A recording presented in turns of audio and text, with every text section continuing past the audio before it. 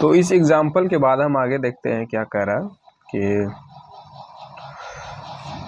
Euclid's division algorithm is not only useful for calculating the HCF of every large number but also because it is one of the earliest examples of an algorithm that a computer had been programmed to carry out। यहाँ पे कह रहा है कि जो Euclid's division algorithm हमने देखा, जो क्या था, ये एक स्टेप था जिसमें हम जिस स्टेप की मदद से हम एचसीएफ निकालते हैं, इसलिए इसको एल्गोरिदम बोलते हैं। और इस स्टेप में हम लोग बार बार लेमा का यूज़ करते थे। तो ये सबसे पुराना एल्गोरिदम है और ये कंप्यूटर में भी प्रोग्राम किया जाता है। Remarks: Euclid's division lemma and algorithm are so closely interlinked that people often call former as the division algorithm. तो ये दोनों जो है, लेमा और एल्गोरिदम, बहुत ही एक समान जैसा लगता है, ठीक है, और इसलिए लोग कभी कभी इसे डिवीजन एल्गोरिदम भी बोल देते हैं दोनों को। Although Euclid's division algorithm is stated for only positive integer,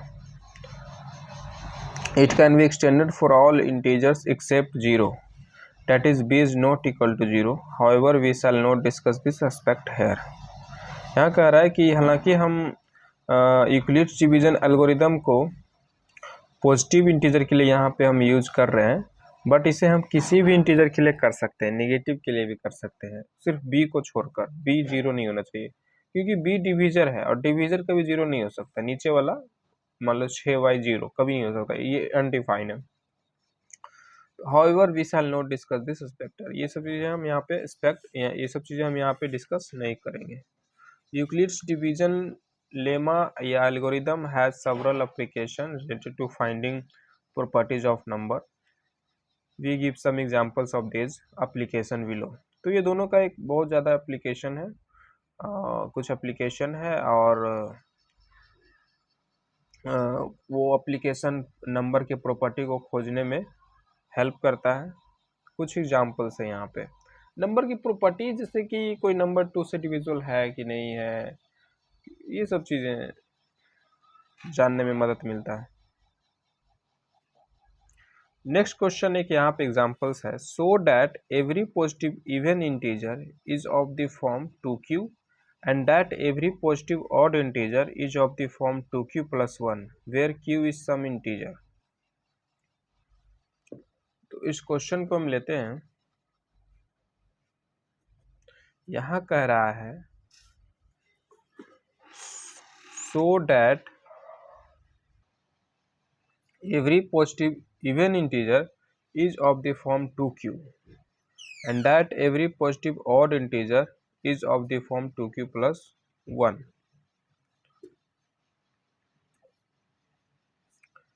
every positive even integer 2q के फॉर्म में होता है और every positive odd integer 2q + 1 के फॉर्म में होता है। ये हमें शो करना है। फॉर एग्जाम्पल से कुछ एग्जाम्पल से हम समझते हैं कि एक्चुअली में ऐसा होता है कि नहीं। पहले हम खुद समझ लेते हैं कि ऐसा फॉर्म में होता है कि नहीं, फिर उसके बाद हम इसे प्रूफ करेंगे। कुछ एग्जाम्पल्स है, जैसे कि कुछ इवन इंटीजर लेते हैं 2, 4, 6, 8, 10 और भी कई सारे। ये सभी इवन इंटीजर है, एवरी पॉजिटिव इवन इंटीजर। तो क्या ये सभी 2q के फॉर्म में है? अब इसे हम 2q के फॉर्म में रखने के लिए हमें इसे 2 से डिवाइड करना पड़ेगा, तब पता चलेगा इसमें कितना मल्टीप्लाई करें कि ये आ जाए। तो 2 से करेंगे तो 1 आएगा, इसको करेंगे तो 2 × 2, इसको करेंगे 2 × 3, इसको करेंगे 2 × 4, इसको करेंगे 2 × 5। तो सबको 2 के टर्म में लिख सकते हैं। अब इसी को हम 2q लिख सकते हैं और कहेंगे q इज सम इंटीजर, क्योंकि यहाँ पे बोला है q इज सम इंटीजर। इसको भी हम 2q लिख सकते हैं और यहाँ पे q क्या है, 2 है। यहाँ पे भी 2q लिख सकते हैं, यहाँ पे भी 2q लिख सकते हैं, यहाँ पे भी 2q लिख सकते हैं। तो यस, ये सभी के सभी 2q के फॉर्म में हैं। तो इवन इंटीजर 2q के फॉर्म में होते हैं। अब इसे हमें शो करना है। और इंटीजर को भी समझ लेते हैं। 3, 5, 7, 9 ये सब। तो क्या ये 2q प्लस 1 के फॉर्म में है? तो 2q प्लस 1 इसको 2 से डिवाइड करेंगे तो कितना होगा? 2 इंटू 1 प्लस 1। 5 को करेंगे तो 2 इंटू 2 प्लस 1। 7 को करेंगे 2 इंटू 3 प्लस 1। 9 को करेंगे 2 into 4 plus 1। Where q is some integer, है ना। इसको लिख सकते हैं 2q plus 1, 2q plus 2, 2q plus 3, sorry 2q plus 1। इसको भी लिख सकते हैं 2q plus 1, 2q plus 1, 2q plus 1। यहाँ q 4 है, यहाँ q 3 है, यहाँ q 2 है। तो इन सबको भी हम 2q प्लस 1 के फॉर्म में लिख सकते हैं। तो यहाँ से हमने समझा कि इवन इंटीजर 2q के फॉर्म में होता है और ऑड इंटीजर 2q प्लस 1 के फॉर्म में होता है। अब इसे हमें शो करना है, तो यहाँ से हम बनाते हैं। देखो यहाँ पे हम 2-3 नंबर लिए और उसे बताएं कि ये किस फॉर्म में है, और इसे अनगिनत इन्फिनिट नंबर होंगे। तो 3-4 नंबर लेकर हमने बताया, हमने समझा। तो जब हम बनाएंगे इसे तो एक जनरल केस लेकर बनाएंगे, जिसमें हम मानेंगे कि कोई एक नंबर नहीं मानेंगे कि 10 ले लें या 20 ले लें, ऐसे लेकर बनाएंगे नहीं। तो एक जनरल नंबर लेंगे, x मानेंगे और समझेंगे कि ये x जो है, या कोई नंबर मानेंगे a, और ये a जो है पूरा इंटीजर है। इवन और ऑड सब यही है, ठीक है। और उस पे काम करेंगे, एक जनरल केस पे काम करेंगे, किसी एक पर्टिकुलर नंबर पे नहीं तो फिर वो उसी नंबर के लिए लगा कि सिर्फ ये इसी नंबर में ऐसा हो रहा है।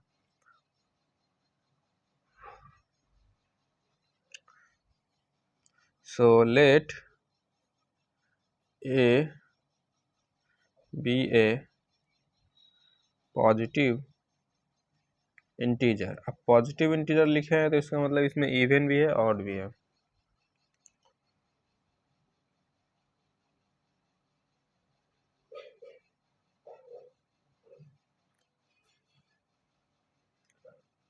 if it is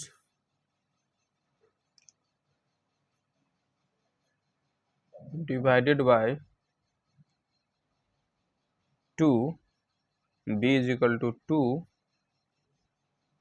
then by Euclid's division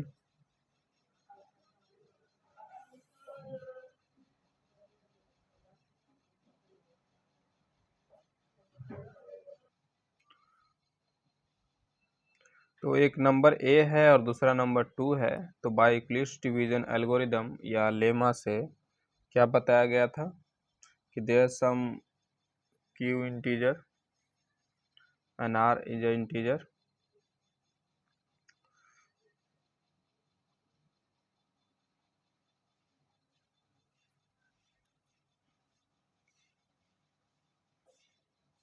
unique positive integer q and r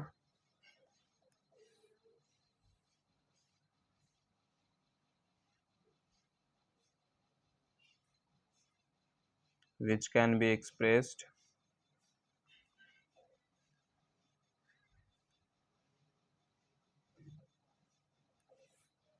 a is equal to 2q plus r, where r is between 2 and 0। तो r यहाँ 0 से 2 के बीच में रहेगा, मतलब 0 रहेगा 1 रहेगा। तो a हमारा क्या होने वाला है 2q प्लस 0, मतलब 2q और 2q plus 1।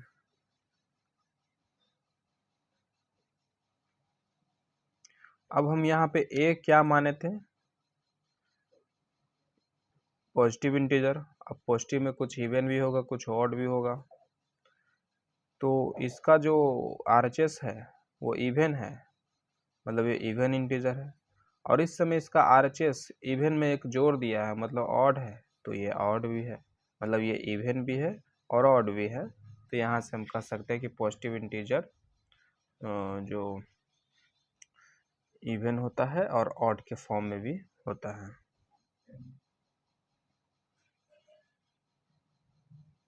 Since 2q is divided by 2, so it is a even integer, hence a is even integer, and since 2q plus 1 is odd integer, so a is also a odd integer. Therefore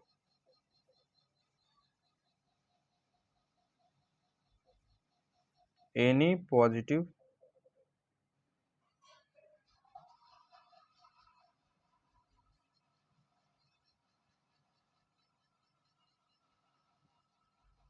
even integer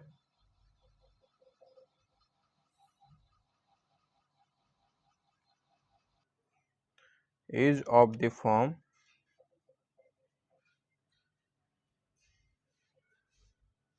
2q and odd integer is of the form 2q plus 1. Proved.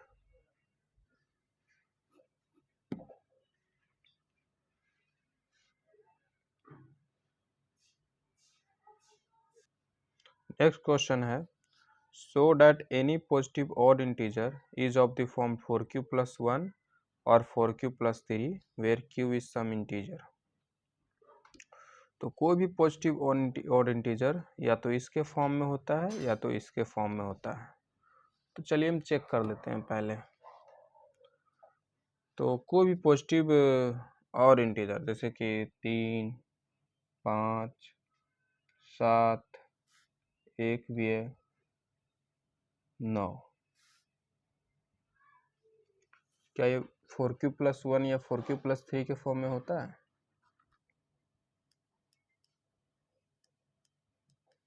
तो इसको 4 के form में 4q के form में लाने के लिए इसे 4 से डिवाइड करना पड़ेगा। आप इसको ध्यान से देखें तो ये डिवीजर है, ये क्वोशंट है और ये रिमाइंडर है, तो इसको 4 से डिवाइड करना पड़ेगा। मुझे देखो, मुझे 1 को इस फॉर्म में देखना चाहते हैं, है कि नहीं? तो इस फॉर्म क्या कर रहा है, ये फॉर्म कर रहा है कि 4 से डिवाइड करो, तो इसको 4 से डिवाइड करेंगे, है ना? तो 4 से करेंगे तो 0 टाइम्स और 1, है ना? 1 को 4 से करेंगे तो 4 1 जा 4, ज़्यादा आ गया, 1 टाइम ज़्यादा आ गया तो 0 टाइम लगाएंगे, 4 0 जा 0, 1 में से 0 गया 1, 4 इंटू 0 प्लस 1। 3 को करेंगे तो 4 इंटू 0 प्लस 1, 0 प्लस 3। 5 को करेंगे तो वैसे ही 4 इंटू 1 प्लस 1, इसको करेंगे 4 इंटू 1 प्लस 3, है ना? तो सभी के सभी आ रहे हैं इंटीजर के फॉर्म में, 4q प्लस 1, ये 4q प्लस 3, ये 4q प्लस 1, ये फिर 4q प्लस 3, है ना? 4 इंटू 1 प्लस 3, 4q प्लस 3, तो यस है। तो अब इसे हम बनाते हैं। सो सिमिलरली वैसे ही काम करेंगे यहाँ पे भी। लेट ए बी अ, यहाँ पे सिर्फ ऑड का बात किया तो यहाँ पे हम भी मान लेते हैं, let a be a odd positive integer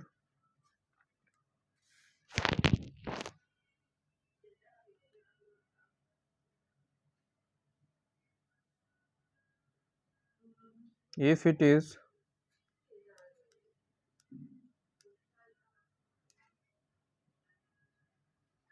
if it is divided by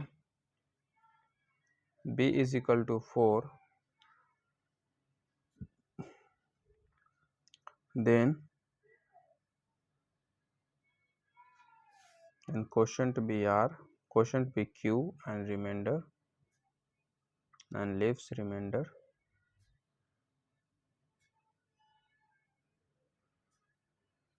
So by Euclid's division, lemma बोलो या एल्गोरिदम बोलो,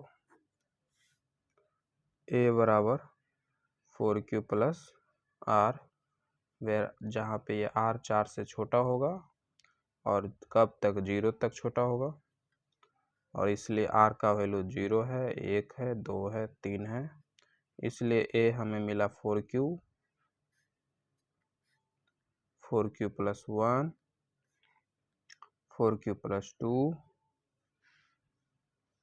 4q plus 3।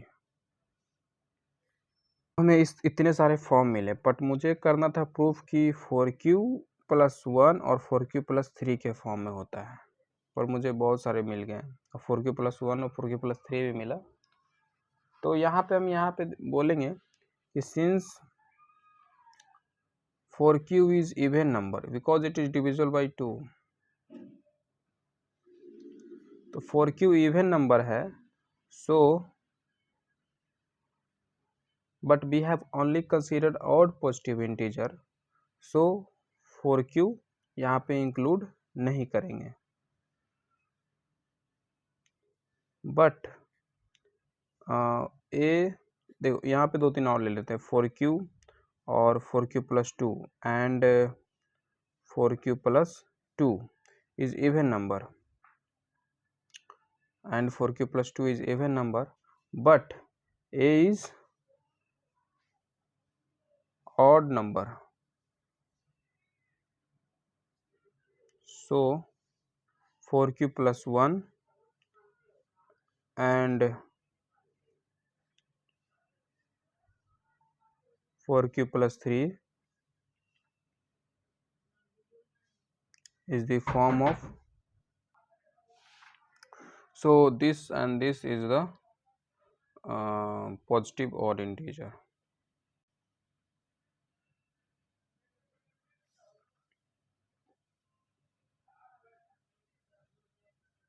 Proved.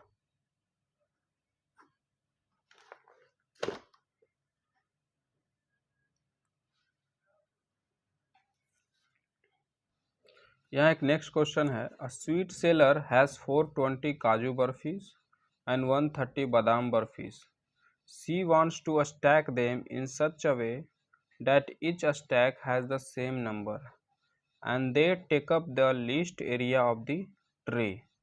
What is the number of that can be placed in each stack for this purpose? यहाँ पे कहा जा रहा है कि 420 काजू बर्फी और 130 बादाम बर्फी है, वह इसे स्टैक में रखना चाहती है, इसका ढेरी लगाना चाहती है एक के ऊपर एक, बट वो इस तरीके से लगाना चाहती है कि हर एक स्टैक में नंबर ऑफ स्वीट्स इक्वल होना चाहिए और each stack has the same number and they take up the least area, है ना, हर एक स्टैक में सेम नंबर होना चाहिए of sweets and they take up the least area, और वो पूरा जो स्टैक हम लगाएंगे वो कम से कम जगह में लगे। What is the number of that can be placed in each stack, what is the number of that can be placed in each stack, तो वो उसका नंबर क्या है जिसको हर एक स्टैक में रखेंगे, उसका किसका, स्वीट्स का, स्वीट्स का नंबर क्या है कि हर एक स्टैक में रखेंगे इसके इस काम के लिए, फॉर दिस पर्पस। तो 420 काजू बर्फी एंड 130 बादाम बर्फी,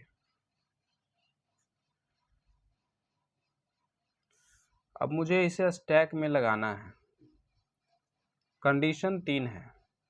पहला कंडीशन कि लिस्ट एरिया ऑक्युपाई करे, दूसरा कंडीशन कि हर एक स्टैक में इक्वल नंबर ऑफ स्वीट्स हो। और जब हम स्टैक लगाते हैं तो इसका भी हम ध्यान रखते ही हैं कि एक स्टैक में अगर हम कुछ ढेरी लगा रहे हों तो उसमें स्वीट्स मिले ना। ये 3 कंडीशंस हैं। जब भी हम स्वीट्स लगाते हैं तो ये 3 कंडीशन को ध्यान देना रहता है। ये 2 कंडीशन तो क्वेश्चन में दिया हुआ है, इस कंडीशन के बारे में बात नहीं किया है, पर हमें इस सोचना खुद से समझना होगा कि जब हम स्वीट्स को लगाते हैं तो ऐसा नहीं करते कि किसी एक ढेरी बना रहे हैं और उस ढेरी में 5 स्वीट्स हैं तो 3 स्वीट्स बादाम का रख दिए और 2 स्वीट्स काजू का रख दिए। ऐसा उस ढेरी में ऐसा नहीं करते हैं। तो ये हमें ही खुद समझना होगा, ये क्वेश्चन में दिया नहीं है।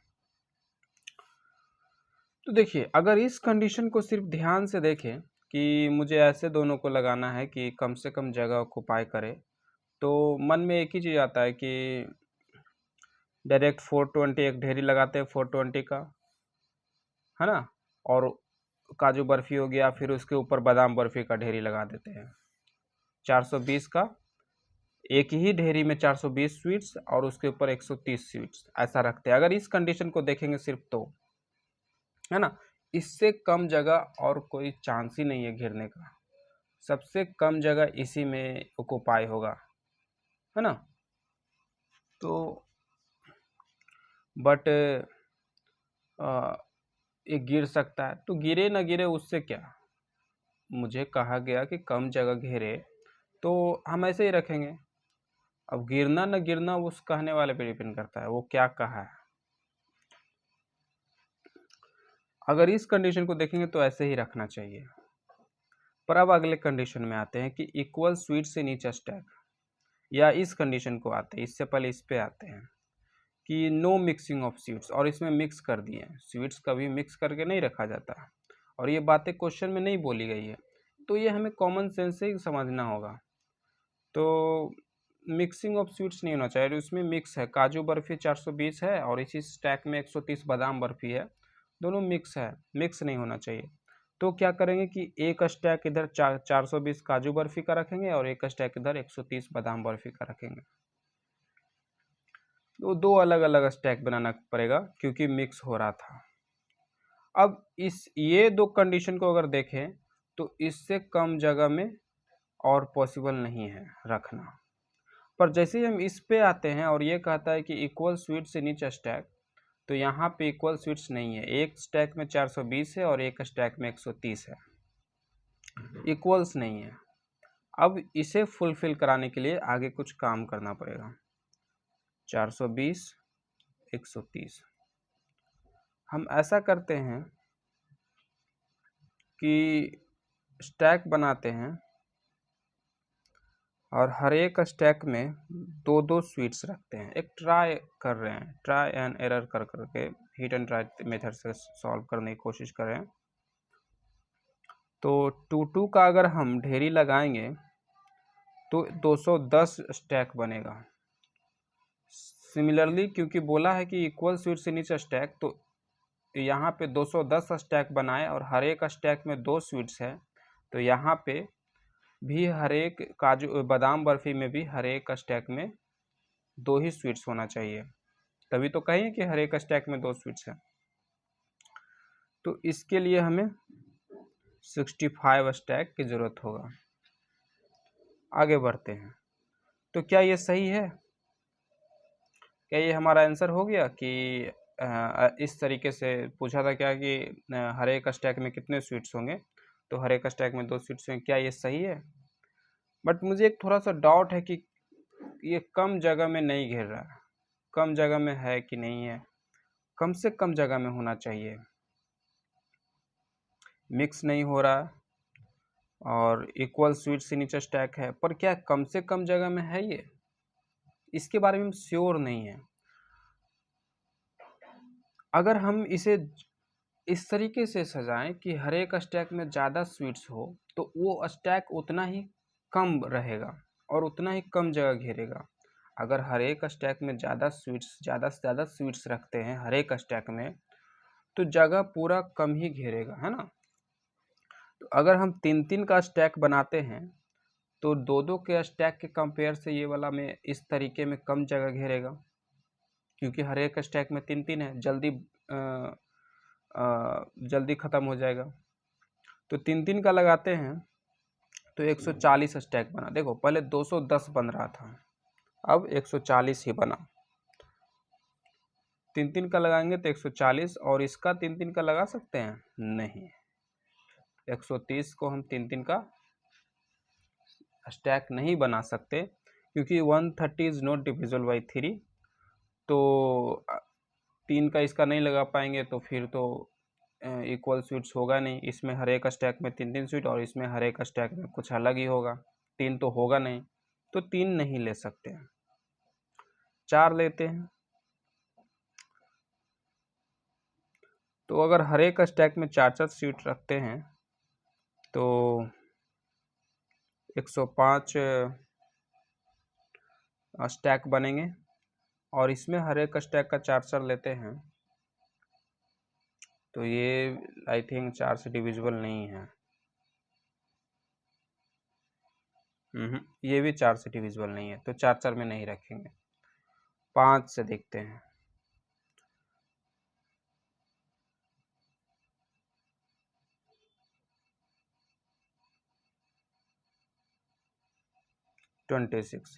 इसे अगर हम 5-5 का स्टैक लगाते हैं तो 84 ही, 5-5 का स्टैक लगाते हैं तो 84 ही स्टैक बनेगा, और इसमें 26 स्टैक बनेगा।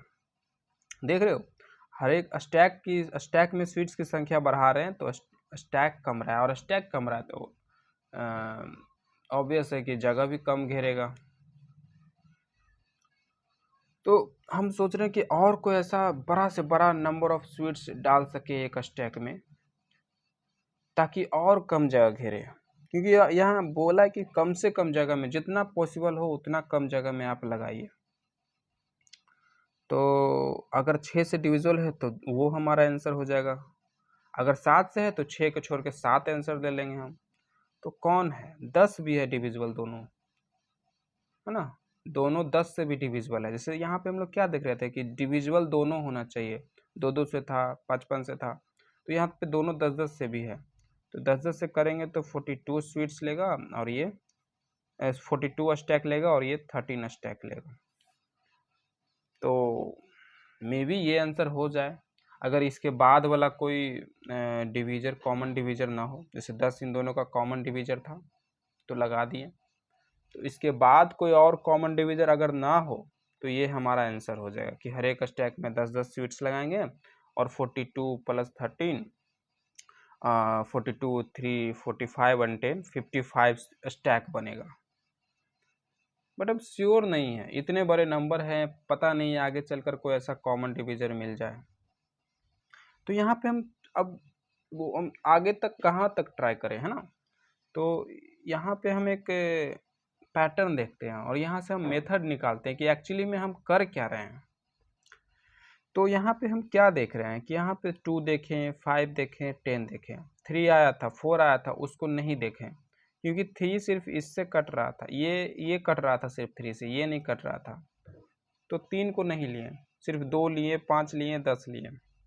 मतलब इसमें हम डिवीजर खोज रहे हैं, फैक्टर खोज रहे हैं, और ऐसा फैक्टर जो दोनों में कॉमन हो, मतलब कॉमन फैक्टर खोज रहे हैं। और वो कॉमन फैक्टर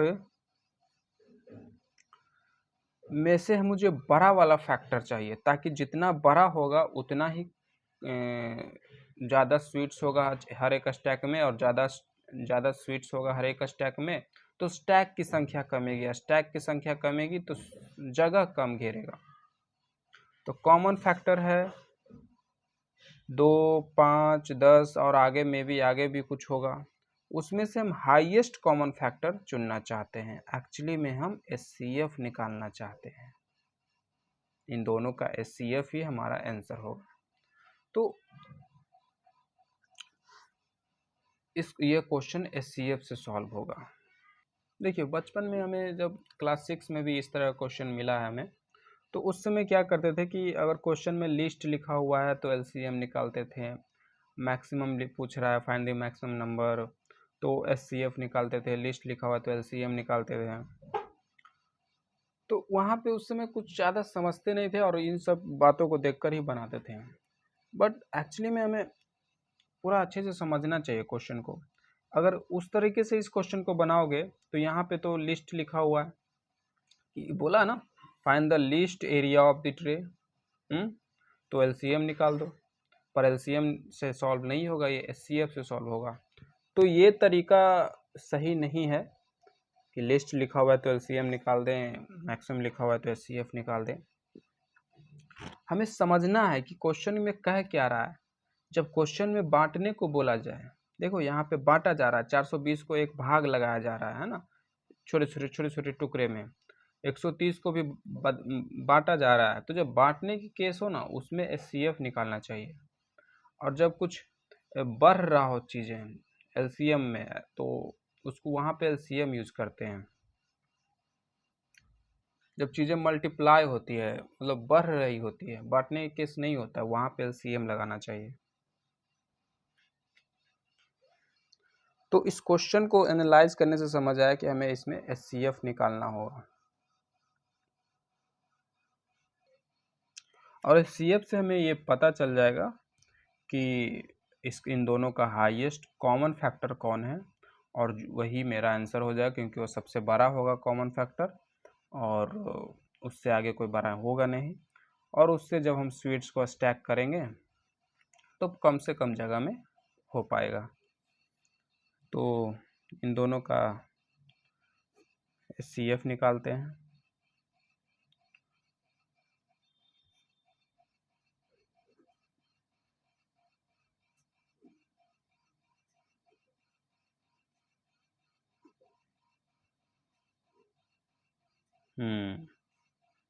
तो हम लोग वास्तव में सही थे, बट श्योर नहीं थे कि 10 ही है ना। तो चलो, एचसीएफ 10 आया, इसका मतलब 10 स्वीट्स इन ईच स्टैक, और नंबर ऑफ स्वीट्स कितने होंगे, टोटल स्टैक कितने होंगे, 42 55 स्टैक होंगे।